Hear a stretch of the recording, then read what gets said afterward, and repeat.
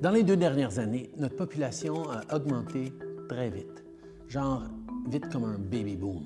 Et de plus en plus, il y a des acteurs de mauvaise foi qui ont exploité notre système d'immigration. Alors, on fait quelque chose de gros. On réduit le nombre d'immigrants qui vont entrer au Canada au cours des 3 prochaines années.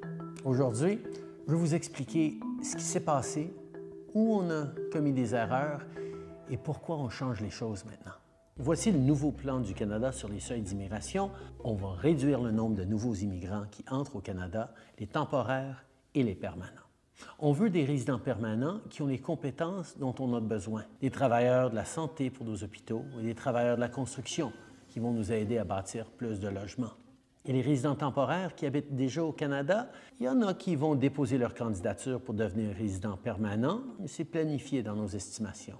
D'autres quitteront le Canada quand leur résidence temporaire sera finie et ça va réduire notre population.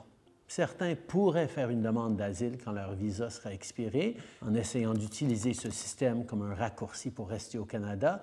Eh bien, ces demandes seront analysées et traitées et si elles sont rejetées, ces gens-là seront renvoyés chez eux. Cette pause va donner une chance à notre économie et nos communautés de rattraper la population, avec des choses comme notre plan pour construire des millions de logements de plus. On poursuit ces efforts, mais maintenant, on aura un peu plus de marge de manœuvre pendant qu'on construit. Plus de grandes entreprises vont investir dans nos travailleurs et nos jeunes au lieu de se tourner vers une main-d'œuvre étrangère qui leur coûte pas cher.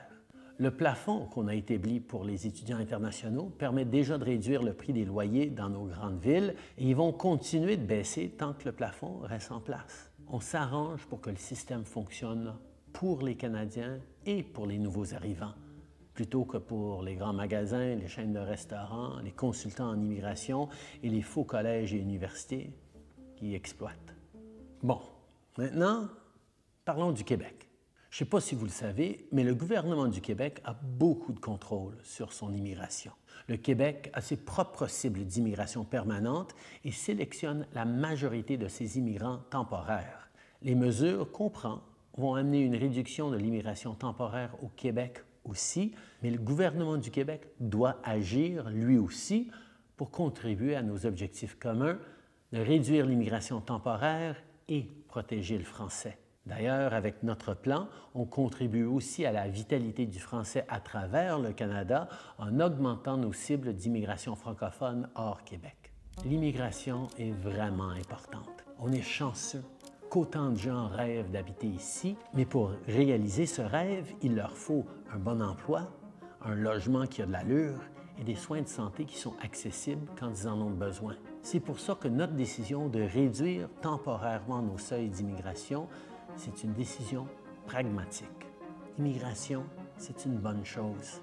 Alors le Canada doit bien faire les choses.